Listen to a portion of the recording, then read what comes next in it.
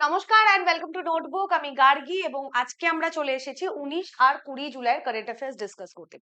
প্রথমেই বলে দিচ্ছি, আজকে ডিউ টু সার্টেন রিজন আমি লাইভ ক্লাস নিতে পারছি না। জাস্ট আমি কিছুক্ষণ আগে এই ক্লাসটা রেকর্ড করেছি এবং আপলোড করে দিয়েছি। তো সেই কারণে আজকে আমি লাইভ ক্লাস নিতে পারছি না, ঠিক আছে? সো তোমরা একটু জয়েন করে যাও। আর রিকোয়েস্ট করবো, কোনো যদি কোয়েরি থাকে প্লিজ কমেন্ট করে রেখো। যেহেতু এটা লাইভ ক্লাস নয়, তো লাইভ ইন্টারাকশন আমি করতে পারবো না, ঠিক আছে?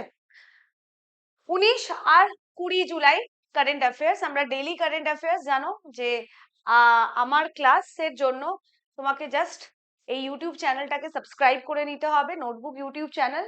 এবং যদি আমার সাথে আমার ক্লাস করতে হয় তাহলে রেগুলারলি আমি রাত 9টাতে ইউটিউবে লাইভ থাকি কারেন্ট অ্যাফেয়ার্স ক্লাস নিয়ে, ঠিক আছে? আমাদের আজকের ফার্স্ট কোয়েশ্চেন, প্রথম প্রশ্ন, where did Simbex exercise 2025 take place? সিমবেক্স নামক এক্সারসাইজ 2025 এডিশন রিসেন্টলি কোথায় অনুষ্ঠিত হয়েছে? সিঙ্গাপুর, শ্রীলঙ্কা, অস্ট্রেলিয়া নাকি ইন্দোনেশিয়া? উত্তর দেবে তোমরা?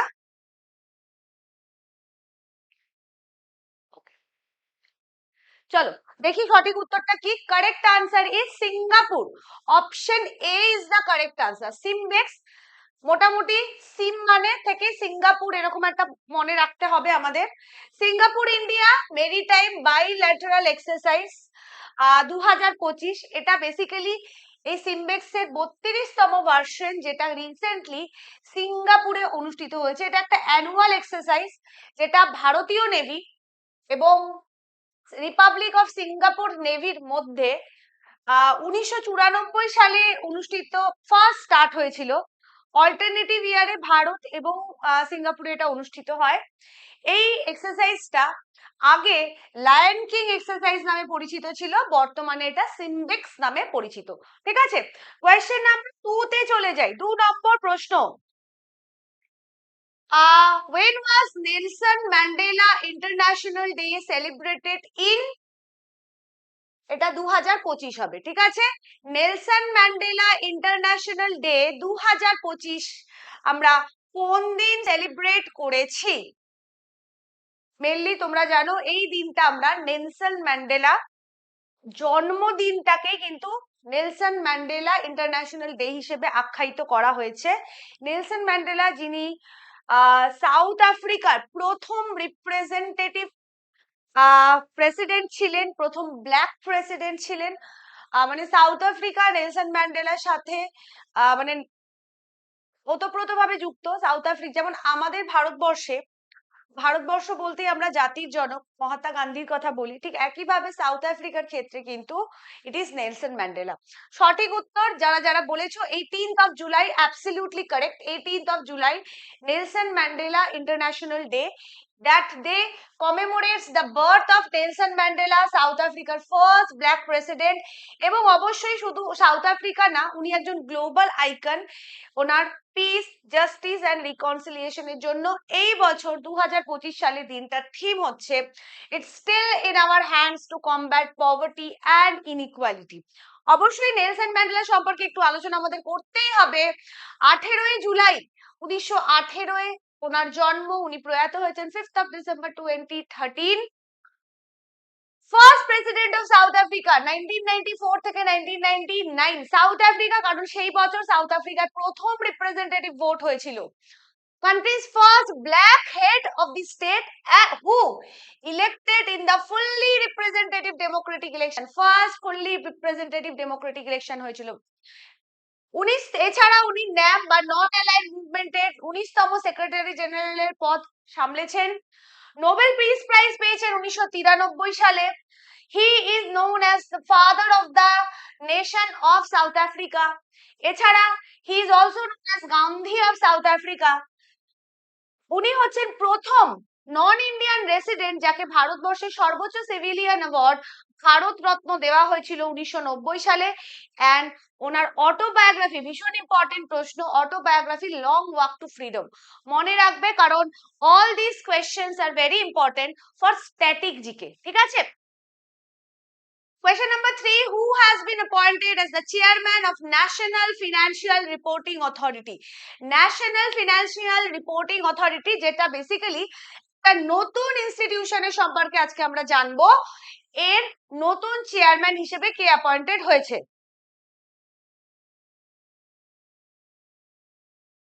চলো, একদম কারেক্ট। যারা যারা বলেছো নিতিন গুপ্তা, একদম সঠিক উত্তর, Nitin Gupta.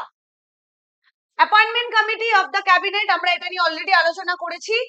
Government of India recently approve করেছেন নিতিন গুপ্তাকে, নিতিন গুপ্তার appointment as chairperson of the national financial reporting authority.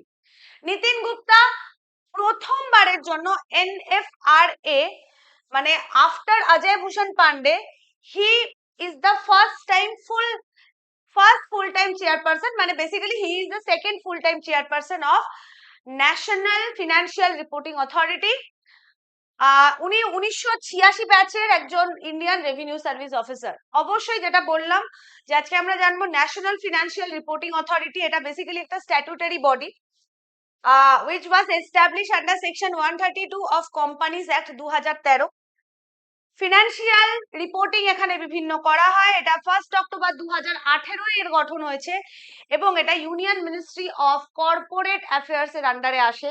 চট করে আমাকে কমেন্ট করে তোমরা জানাবে who is the current union minister of corporate affairs. Comment করে জানাবে, I am waiting for your comment. ঠিক আছে, চলো 4, who has approved the one road a day scheme? One road a day, একদিনে একটা রাস্তা, এটা নতুন একটা স্কিম। এই স্কিমটা কোন রাজ্য বা ইউনিয়ন টেরিটরির তরফ থেকে রিসেন্টলি অ্যাপ্রুভাল দেওয়া হয়েছে? একটু যে ধরনের স্কিম গুলো, দেখ সমস্ত রাজ্যের সমস্ত স্কিম পড়া ইটস নট পসিবল। আমরা স্টেট গভর্নমেন্টের পরীক্ষার জন্য কি ধরনের পড়বো? মেনলি পড়বো ওয়েস্ট বেঙ্গল রিলেটেড যে সমস্ত স্কিমস গুলো আছে সেগুলো, এবং ন্যাশনাল যে স্কিমস গুলো আছে হরিয়ানা, ইউপি, মুম্বাই, মহারাষ্ট্র, তামিলনাড়ু, এগুলোতে স্পেসিফিক কোনো স্কিম আমরা পড়বো না। তবে হ্যাঁ, কিছু ইউনিক নাম, ইউনিক কিছু ক্যারেক্টারের স্কিম আমরা পড়বো, যেমন this one road a day scheme. এটা রিসেন্টলি দিল্লি গভর্নমেন্টের তরফ থেকে ঘোষণা করা হয়েছে এবং এই স্কিমের আন্ডারে one major road in each zone of MCD, এটা হচ্ছে এমসিডি মিউনিসিপাল কর্পোরেশন অফ দিল্লির প্রত্যেকটা জোনের আন্ডারে একটা মেজর রোডকে একদিনে কমপ্লিট করা হবে। ইটস নট অ্যাবাউট একদিন, মানে এমন না যে একটা রোডকে একদিনে কমপ্লিট হয়ে যাবে। মানে রোডের কাজ শুরু হবে, কিন্তু কাজটা এমন ভাবেই শুরু করতে হবে যাতে প্রত্যেক দিন কোনো না কোনো মুম্বাই মিউনিসিপাল কর্পোরেশন অফ দিল্লির আন্ডারে কোনো না কোনো জোনের একটি রাস্তা শেষ হয়।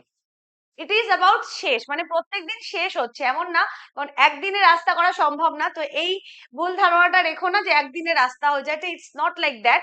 একদিনে রাস্তা না, একদিনে প্রত্যেকদিন একটা একটা করে রাস্তা, মানে অনেকগুলো কাজ টেক আপ করা হবে বিভিন্ন জোনে, কিন্তু টার্গেট থাকবে যে প্রত্যেকদিন এক একটা রাস্তা কমপ্লিট হোক। ঠিক আছে, কি কি কাজ থাকবে? রোড রিপেয়ার থাকবে, এর মধ্যে ক্লিনিং থাকবে, ইমপ্রুভমেন্ট অফ ফুটপাথ থাকবে, রিপেয়ার অফ সাইনেজ থাকবে, রেস্টোরেশন অফ স্ট্রিট লাইট থাকবে, রিমুভাল অফ ইললিগাল এনক্রোচমেন্ট থাকবে, এবং pruning of trees and beautification effort. মানে রাস্তা তৈরি শুধু না, সেই রাস্তার সাথে সাথে এই সমস্ত যা যা অ্যাডিশনাল যে অ্যাক্টিভিটিস আছে রাস্তার সাথে, সেগুলো কিন্তু এর মধ্যে ইনক্লুডেড। নামটা একটু যেহেতু unique, one road a day, মানে প্রত্যেক দিন প্রত্যেক জোনের, মানে মুম্বাই না, মিউনিসিপাল কর্পোরেশন অফ দিল্লির আন্ডারে প্রত্যেক জোনের একটি রাস্তাকে কমপ্লিট করা হবে।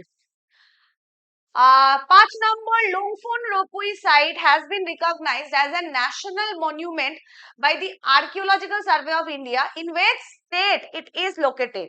লুংপাই এই সাইটটাকে recently archaeological of survey of ইন্ডিয়ার তরফ থেকে ন্যাশনাল মনুমেন্ট হিসাবে তকমা দেওয়া হলো। তো এটা কোন রাজ্যে অবস্থিত? চলো, একদম কারেক্ট। যারা যারা বলেছো মিজোরাম, ইট ইজ মিজোরাম।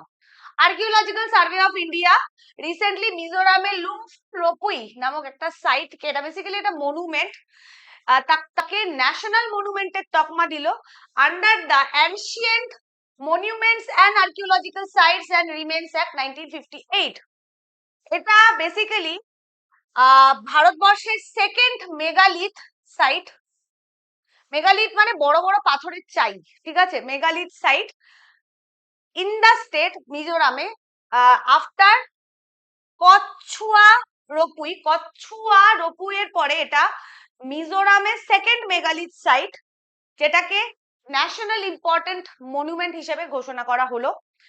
এবার যেহেতু ঘোষণা করা হলো, আর্কিওলজিক্যাল সার্ভে অফ ইন্ডিয়ার ওপর কিন্তু দায়িত্ব থাকবে এই সাইটটাকে রক্ষা করার। সাইটটা আমরা একটু দেখে নিই। এটা বেসিক্যালি এরকম বড় বড় পাথরের চাই, অ্যানশিয়েন্ট মেনহিরস মানে আমরা জানি টল আপরাইট স্টোনস, যেগুলো বিভিন্ন অনেক সেঞ্চুরি আগে তৈরি করা হয়েছে। এবং এই মেনহিন গুলোর ফিচারই হচ্ছে যে এর মধ্যে এটা এখানে দেখলে তোমরা বুঝতে পারবে না, এখানে বিভিন্ন human figure, animal, bird, Lizaad এবং অন্যান্য কালচারাল মোটিভ কিন্তু এখানে ড্র করা আছে এই পাথরগুলোর উপর, যেটা ওই সময়কার advent that reflect the cultural practices of the tribes living in the area before the advent of the Christianity. মিজোরামে খ্রিস্টান ধর্ম আসার আগে ওখানকার যে লোকাল ট্রাইবাল ছিল তাদের কালচারকে কোথাও না কোথাও এই সমস্ত মেনহির গুলো কিন্তু মানে মানুষের কাছে তুলে ধরে। এটা লার্জেস্ট, এখানে যে সব থেকে বড় যে স্টোনটা আছে সেটা 1.87 মিটার হাইটের এবং 1.37 মিটার উইডের, এর মধ্যে সবচেয়ে বড় স্টোনটা। Question number 6, when was World Chess Day celebrated? World Chess Day আমরা কোন দিন সেলিব্রেট করি বা অবজার্ভ করি?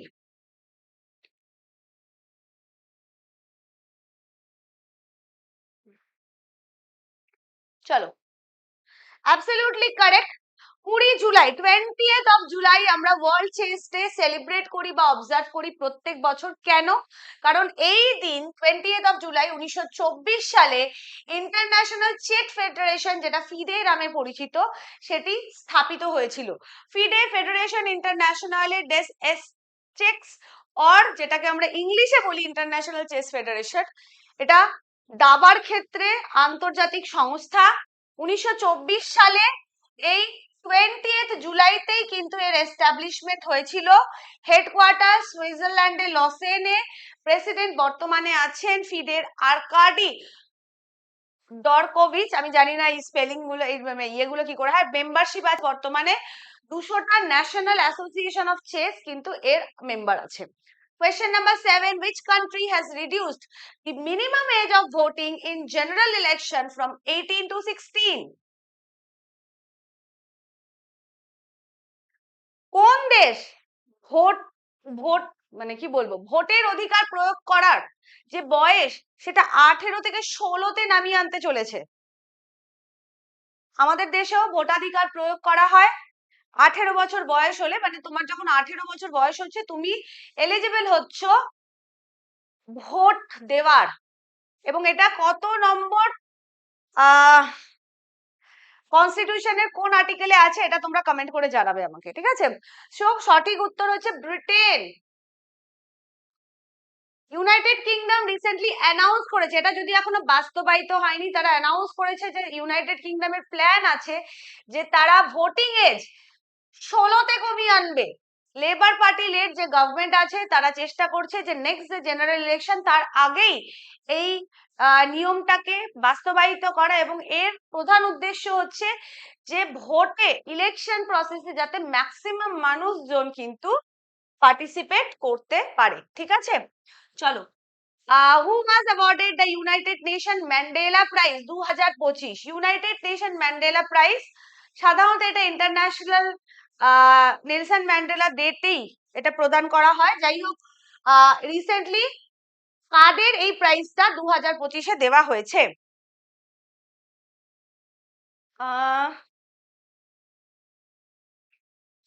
চলো, যারা মোটামুটি অনেকেই সঠিক উত্তর দিয়েছো এবং correct answer is both of the above, মানে এই ব্রেন্ডা রেনল্ডস এবং কেনেডি ওডিড দুজনকেই কিন্তু এই ইউনাইটেড নেশন ম্যান্ডেলা প্রাইজ 2025 দেওয়া হয়েছে। এবং এই প্রাইজটার উদ্দেশ্য কি?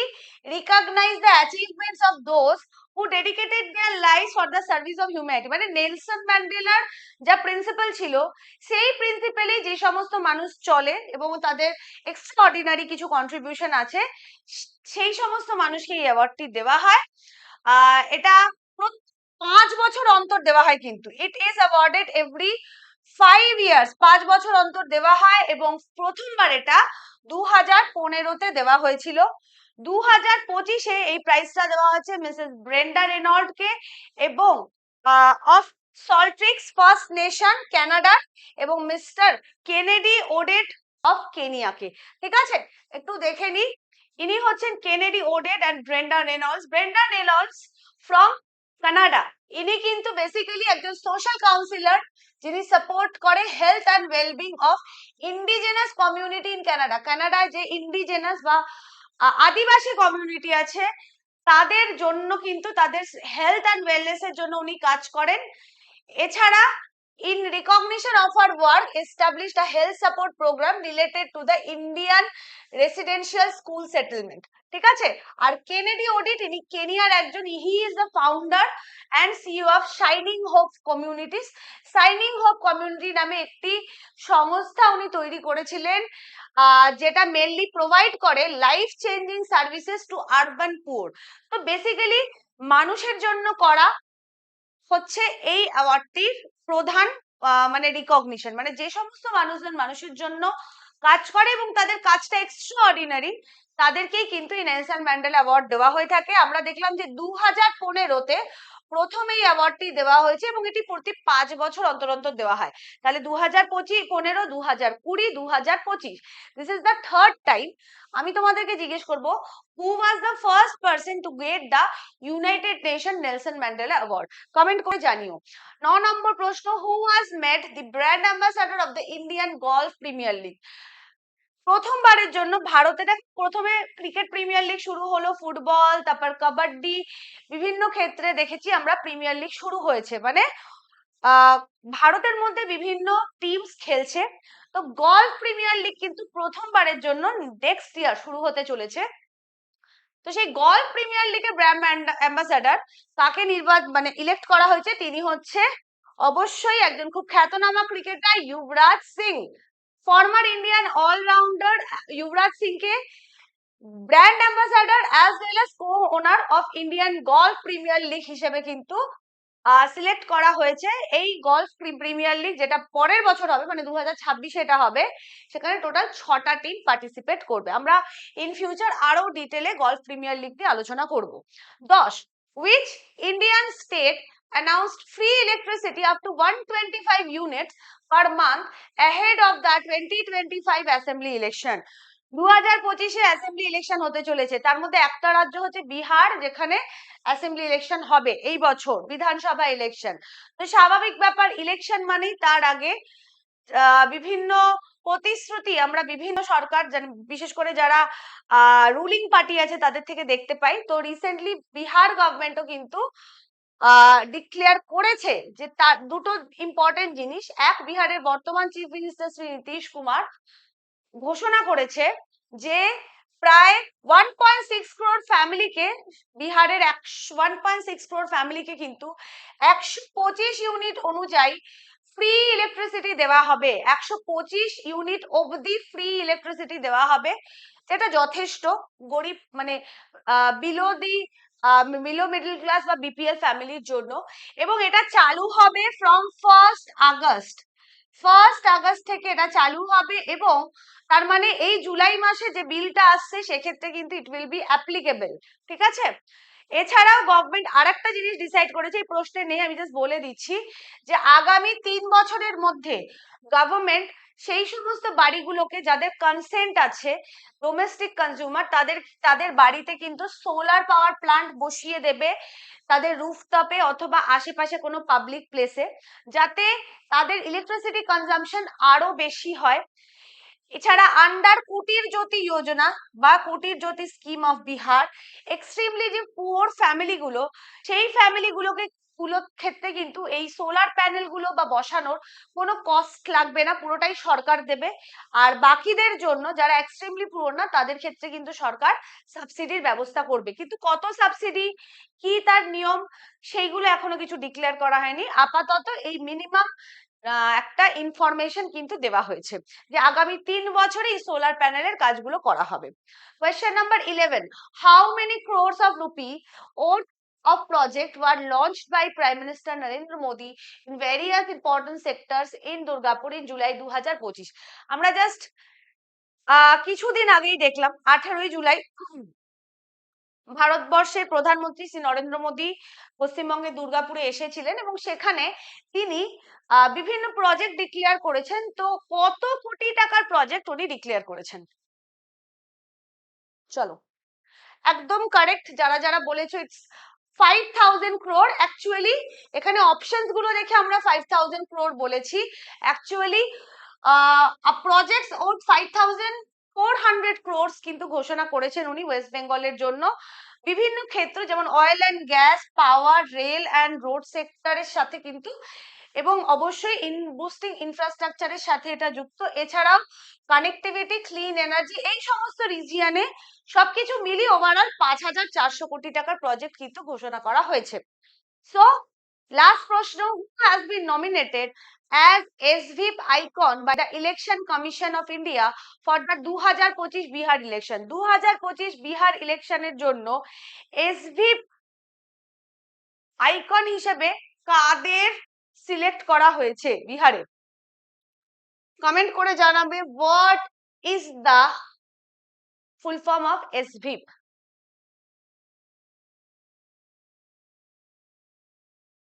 ফুল ফর্মটা আমাকে জানাবে, SVIP এর ফুল ফর্ম। ঠিক আছে, চলো। Correct answer is Neetu Chandra and Kranti Jha. এনাদেরকে আমরা কিছু কিছু বলিউড সিনেমায় দেখেছি, বিভিন্ন ওটিটি তে দেখেছি। ইসিআই এর তরফ থেকে এনাদের কিন্তু অ্যাপয়েন্ট করা হয়েছে as SVIP icon for 2025 Bihar legislative assembly election. ঠিক আছে, so thank you to everyone. আজকের ক্লাসটা রেকর্ডেড ছিল, আমি যেহেতু বলেছি যে আমি কন্টিনিউ করব, ওই জন্য মিস করার থেকে আমার মনে হয় যে আপলোড করে প্রিমিয়ার করলে মানে বেটার হবে, যাতে তোমাদের কারেন্ট অ্যাফেয়ার্স এর ক্লাস মিস না হয়। সম্পূর্ণ ব্যাচ, যে ব্যাচে আমরা WBCS 2024 এর উদ্দেশ্যে পড়াচ্ছি, এবং দ্য ফি ইজ অনলি 200 টাকা ফর 1 ইয়ার। সো আমার মনে হয় প্রত্যেকের তোমাদের উচিত একবার অ্যাটলিস্ট, অনেক ক্ষেত্রেই তোমরা অনেক টাকা আমাদের খরচা হয়, তো একবার 200 টাকা তোমরা দেখতেই পারো, ট্রাই করো। এবং আমি গ্যারান্টি দিয়ে বলতে পারি যে একবার যদি তোমরা আমাদের ব্যাচ জয়েন করো, দেন ইউ উইল আন্ডারস্ট্যান্ড যে আমরা 200 টাকায় কিরকম কোয়ালিটির এডুকেশন প্রোভাইড করছি। এবং অ্যাডিশনালি আমরা কিন্তু from November onwards NTPC, RRB NTPC এবং এসএসসি ক্লাসেসও কিন্তু এই ব্যাচেই দেবো, তার জন্য তোমাদের এক্সট্রা পেমেন্ট করতে হবে না। ঠিক আছে, প্রত্যেকটি সাবজেক্ট ওয়াইজ ক্লাসের বাংলা, ইংলিশ সেম দুটো ভাষারই নোটস তোমরা পাবে। এছাড়াও আমরা সিলেবাস মিড সেপ্টেম্বরে কমপ্লিট হয়ে গেলে কিন্তু, আর যদি in the mean time WBCS 2024 এর নোটিফিকেশন চলে আসে, তাহলে আমরা এক্সটেন্সিভলি ফুল লেন্থের মক ক্লাসেস, মক টেস্টও কিন্তু তোমাদের করাবো। ঠিক আছে, so thank you to everyone for joining the class. কাল দেখা হবে রাত 9টায় একই সময় একই চ্যানেলে, একই আমি মানে গার্গিদি তোমাদের with daily current affairs. Bye, ভালো থেকো।